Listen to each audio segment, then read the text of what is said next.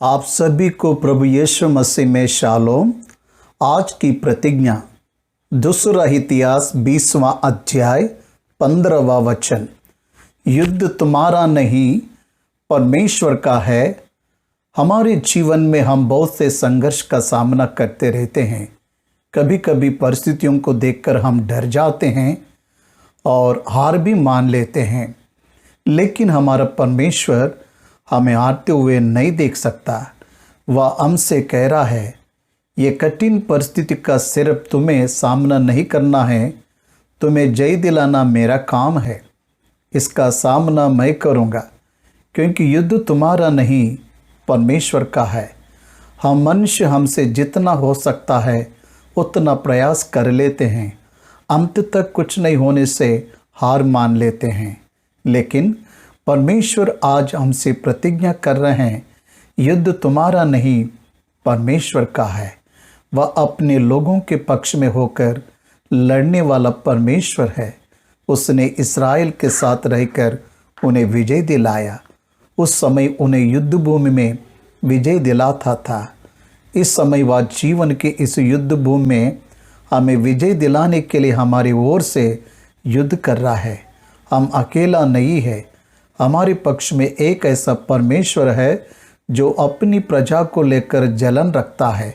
जब सारा को अबीमेलेक ने अपने घर में दूर विचार से रखा और अब्राहम उस समय कुछ कर नहीं पा रहा था, तब उसका परमेश्वर यहोवा ही ने उस राजा के पूरे घराने को ऐसा डराया कि वह उसकी पत्नी सारा को दे दिया और उसके साथ उसे कुछ वस्तुओं को भेंट में दे दिया, क्योंकि वह परमेश्वर ने अब्राहम के पक्ष में होकर उसका युद्ध लड़ा। जब जब इस्राएल उनसे लड़ने के लिए शत्रु आते थे, उन्हें लूटने के लिए आते थे, तब तक परमेश्वर इस्राएलों के ओर से होकर लड़ता था और शत्रु के धन को लूटकर इस्राएलियों को देता था। वह कहता है, जो तुमसे मुकद्दमा लड़ता है उनसे मैं मुकद्दमा लड़ूंगा, और जिसने तुम्हारी हानि किया है उनका बदला मैं लूँगा, कि बदला लेना मेरा काम है। वह हमारे शत्रु के सामने भी मेज को बिछाने वाला परमेश्वर है। इस्राएली हमेशा शत्रुओं से जय पाया है। याद रखिए, क्योंकि तुम्हारी परिस्थितियों से लड़ने का काम तुम्हारा नहीं परमेश्वर का है, क्योंकि युद्ध यहोवा का है। तुम्हारे भविष्य जो हरा हुआ दिख रहा है, इसे विजय में ले जाना परमेश्वर का काम है, क्योंकि युद्ध यहोवा का है। तुम जो आत्मिक रूप से हर दिन लड़ रहे हो, उसमें विजय दिलाना परमेश्वर का है, क्योंकि युद्ध यहोवा का है।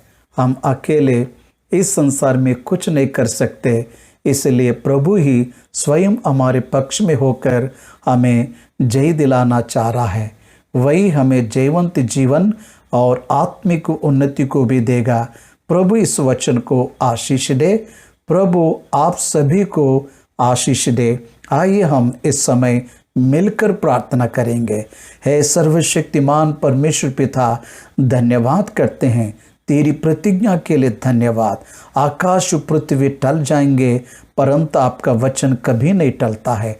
आपकी प्रतिज्ञा अधूरा कभी नहीं होता, आपकी प्रतिज्ञा पूरी होता है। प्यारे प्रभु, धन्यवाद हो कि परमेश्वर हमारे ओर से आप युद्ध लड़ता है, क्योंकि युद्ध यहोवा का है। हाँ पिता, हमारा युद्ध आपका है।